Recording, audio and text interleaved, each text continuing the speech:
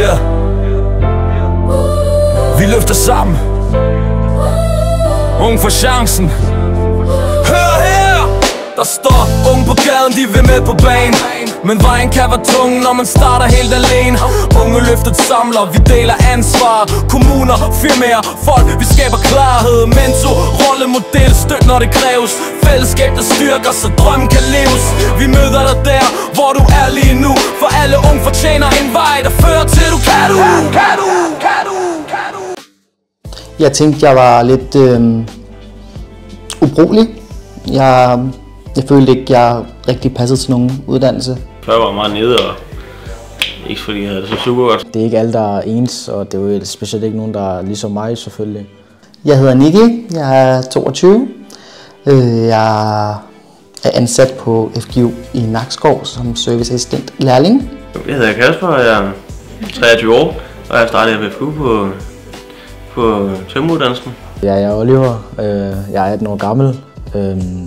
Til hverdag der har jeg sport, eller rigtig meget sport. Jeg går til basketball. Ja, inden jul, så skulle jeg til dansk og matematikprøve. Det gik lidt for stærkt, tror jeg. Jeg var meget sådan nede, deprimeret. Jeg skulle ikke bare sidde hjemme og kigge foran fjernsynet. Der er en person, der hjalp mig rigtig meget, da jeg startede, fordi jeg startede først som elev her. Lotte, som normalt arbejder i køkkenet, hun sagde, at hun manglede en lærling mere. Jeg vil nok sige, at det var nok være Henning, han troede på mig. Han holdt gejsten en gang i hvert fald. Lotte hjalp mig med at finde glæden i mig selv og til at tro på mig selv, fordi jeg har ikke rigtig mødt så mange mennesker, der har troet på mig. Værksted betyder, det er godt, og det er trygt. Der er gode mennesker omkring en. Strukturere min kalender for eksempel, og sådan, hvad kan man sige, møde til tiden. For eksempel sådan, man kan jo ikke komme for sent til træningerne og så videre. Det er jo også en ting, man tager med sig. Jeg har altid godt kunne lide at lave mad og være i et køkken, så for mig er det ikke et svært område. Altså, jeg elsker at møde ind hver dag og vide, at jeg skal være i et køkken og lave mad til andre mennesker.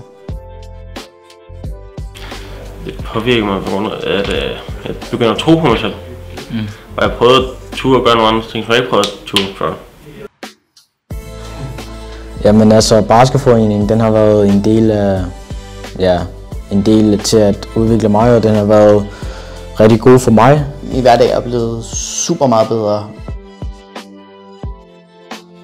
Jeg er flyttet hjemmefra, bor sammen med min kæreste. Lejlighed, fin, havudsigt og hele lortet. Jeg ser frem til, at jeg bliver færdig med min uddannelse. Men i forhold til andre, så vil jeg nok give dem råd til, at de skal være sig selv jo. De skal følge deres egen vej, hvor det er, de føler sig bedst tilpas. Hvis jeg skulle have et godt råd til unge, så ville det være tro på dig selv. Du kan godt.